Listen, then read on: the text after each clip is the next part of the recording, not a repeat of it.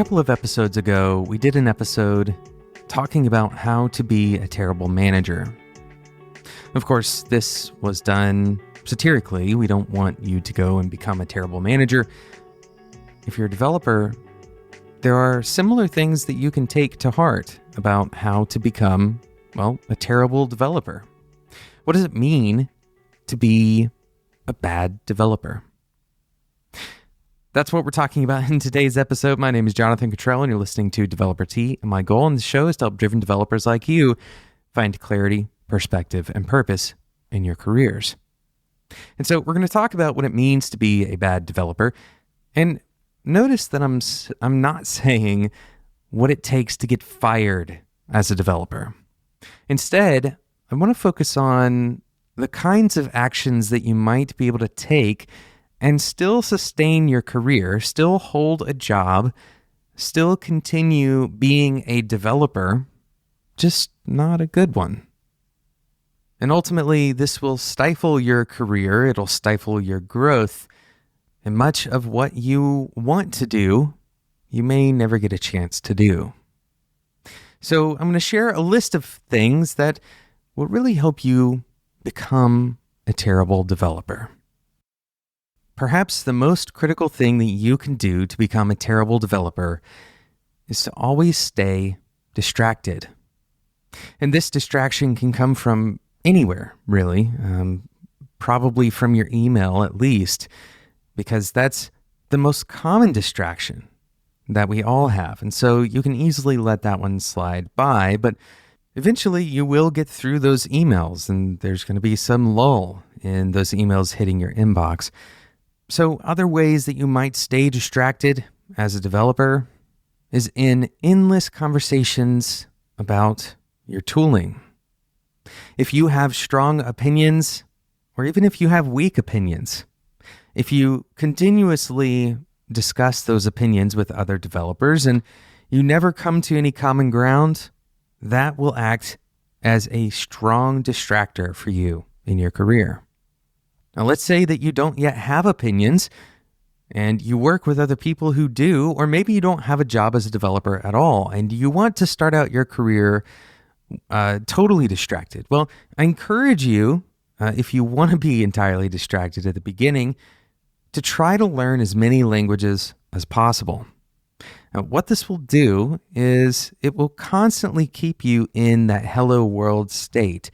You'll never really learn anything majorly different between the languages. You might learn some semantic differences of a very small subset of the languages, but you're never going to learn anything meaningful or practically productive by switching between them all the time. So now you have a strong sense of distraction in your day-to-day work. To kind of add a cherry on top, make sure that your notifications on your phone are all turned on, they're all enabled, and that all of your social accounts are enabled as well, so that you are getting those notifications at all hours of the day. Once you have this major amount of distraction, with the time that you have left in your day, there's a handful of other things that you can do to make sure that you become a terrible developer. We're going to list a couple of these before we go to our sponsor break. First, make sure you attend all of the meetings on your calendar. Even the ones that are optional, be certain to be present, but don't pay attention. Try to do work during these meetings and try to split your focus between them. Remember, distraction is kind of the critical factor in becoming a terrible developer. And so if you attend the meetings, the external perception is that you are engaged, but actually, because your mind is split between two things, you're not really giving either one the attention that it deserves. Of course, as a terrible developer, you shouldn't ever tell your team what you're working on. You shouldn't share that information with them, and you certainly shouldn't know what they are working on. So if you can tune out during your daily stand-up, or work on something entirely different from what you say is priority, maybe even something that isn't even kind of agreed on by the team as important enough to work on, Well, now you are kind of a rogue developer, and a rogue developer is one of the characteristics of a terrible developer. We're going to take a quick break, and then we're going to come back and talk about some other things that might help you become a terrible developer. But first, let's talk about today's sponsor, Blue Medora. Blue Medora is monitoring integration unlocked. With Blue Medora, you can seamlessly stream metrics and logs from all of your on-premises, hybrid cloud, and multi-cloud technologies to your favorite monitoring platform.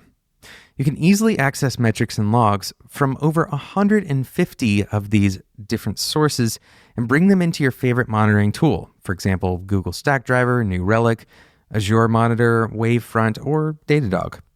You can achieve a single pane of glass that gives you insight into your entire stack. With Blue Medora, you get frictionless integration, no more dealing with open source configuration or managing monitoring agents. You'll also get a visual health dashboard of all of these monitoring integrations. And on top of all this, it's free to install and upgrade your Google Stack Drive monitoring. You only pay for the more metrics that you end up streaming reflected in your normal GCP bill. On top of that, you'll get $200 worth of GCP credit. These credits can be combined with GCP's free trial credits when you upgrade Stackdriver with BindPlane at bluemedora.com/T. That's bluemedora.com/TEA. Thanks again to Blue Medora for sponsoring today's episode of Developer Tea. So we're talking about how you can become a terrible developer, and specifically how you can become a terrible developer without losing your job. The kind of behavior that might even get you a raise. We already mentioned staying on top of your inbox at all times. This kind of responsiveness is typically applauded in the workplace, but unfortunately, it will totally divide your attention. So distraction is one thing. Most of the first part of this episode is kind of encouraging that kind of distraction if you want to be a terrible developer. In this part of the episode, we're going to talk about a few other things. The first one is about humility, or the lack thereof. If you want to become a terrible developer, be sure that you protect your ego. Now, this can't be obvious. You can't walk in and say that you're a know-it-all, because that would get you fired. But instead, you should always make other people feel, in subtle ways, that you do know more than they do. This kind of power game reminds them that you have a lot more experience than they do, or that you just think your opinion is better than theirs. This is especially effective if you can attach your opinions to some kind of very strong dogmatic approach. Maybe take some of the ideas of the great programmers who are well respected and have come before you and justify your opinions by using their ideas. You could even use this podcast in that particular way. You could use this podcast to build up some dogmatic approach. And now, when you present your dogmatic approach with all of the evidence that you've gathered that supports it, well, of course, your ego is supported and the other person's opinion seems to matter less.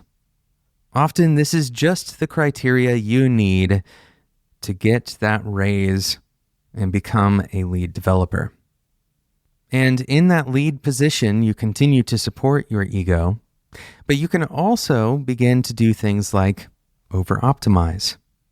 You are a programmer after all, and so why should you be thinking about the product? Your strengths are entirely in the logical realm, and so you shouldn't have to zoom out. You can do your job totally thinking about how to optimize things. And therefore, you end up spending a lot of time optimizing things that ultimately the product team wouldn't really have had you optimize. But because you are still kind of gaining your prowess as a developer, and because you are considered the technical guru on the team, well, everyone just kind of lets it slide. Of course, as a lead developer, you will also have an opportunity to participate in the onboarding of junior developers. And it's your responsibility, if you are a terrible developer, to simply be too busy to support them. And when they do ask you questions, make sure they feel like you think the answer is obvious. These are just a handful of the ways that you can be a terrible developer. Of course, on this show, most of the time, we're talking about ways to avoid these very easy to fall in traps. Of course, they sound ridiculous in the frame that we've put them in this episode, but as it turns out, these are some of the behaviors that we end up resorting to naturally. I encourage you to think mindfully about your responsibility as a developer to the people around you and to yourself. And as you kind of accept that responsibility, I encourage you to listen to this show and other shows like it, or really participate in anything that helps remind you of your responsibility as a developer. Thank you so much for listening to today's episode. Thank you again to today's sponsor, Blue Medora. Head over to bluemedora.com/T. That's bluemedora.com/TEA to get started today. Thank you so much for listening. Today's episode wouldn't be possible without our wonderful producer, Sarah Jackson. Of course, you can find this episode and every other episode of Developer Tea at spec.fm.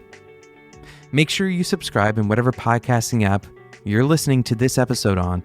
And for those of you who use Mac OS, if you have recently upgraded your computer, the new Apple Podcasts app is available as a native application now. iTunes is no more. So I encourage you to subscribe to Developer Tea in the native podcasts app. Thank you so much for listening. And until next time, enjoy your tea.